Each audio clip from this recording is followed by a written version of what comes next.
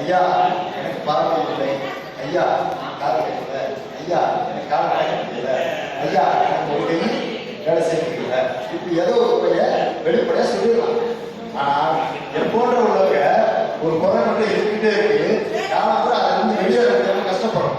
ஒப்பனை சொல்றேன், என்ன குறை அப்படின்னு கேட்டால், தன்னிடம் இருந்தும் தன்னுன்னே இல்லாதவர்கள் தெரிந்தும் தன்னிடம் இருப்பதை தர இயலாத மனோன்மை, மனதளவில் நான் உணரப்பட்டேன், மனதளவில் நான் ஊனப்பட்டேன். இந்த ஊனத்திலிருந்து விடுபடுறதுக்கு நிறைய முயற்சி எடுக்கிறேன், கஷ்டப்படுறேன், முடியல மீண்டு வர முடியாம ரொம்ப சிரமப்படுறேன். இந்த ஊனத்துக்கு முன்னாடி உங்க ஊனம் எப்படி ஊனமாகும் யோசிச்சு பாருங்க. யாராவது கண்ணில் இருக்கிற கண்ணி தூங்க மாட்டீங்களா? காலில் இருக்கிற கண்ணி ஒரு இடத்துல இருந்து ஒரு இடத்துக்கு போக மாட்டீங்களா? கையில் இருக்கிற கண்ணி வேலை செய்ய மாட்டீங்களா? எல்லாமே முடியுது உங்களால, எல்லாம் புரிஞ்சுக்கிறோம், உங்களால எல்லாமே முடியுது. அப்போ சக மனுஷனோட நீங்க எந்த விதத்திலையும் தாழ்வு இல்லை, சக மனுஷனோடு எந்த விதத்திலும் நீங்க தாழ்வு கிடையாது. உங்களால எல்லாமே முடியுது, முடியாதுன்னு சொல்றதுக்கு ஒண்ணுமே கிடையவே கிடையாது. நல்ல மனிதனுக்கு உண்ட உணவில் என்ன சுவையோ அதே சுவைதான் உங்களாலே உணர முடியும்.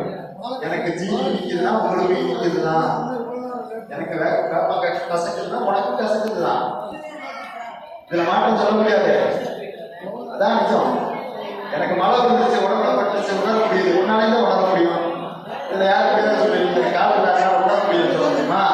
பார்வை இல்லாத உணர முடியும் சொல்ல முடியுமா? வாய்ப்பு.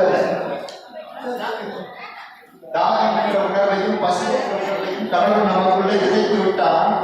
விதைத்த விதைக்கு விருட்சமாய் நமக்கு உணவு தந்து கொண்டு இருக்கிறான். இதை யாரும் சொல்ல முடியாது. விதைத்த விதைக்கு விருட்சமாகி நமக்கு உணவு தந்து கொண்டு இருக்கிறான்.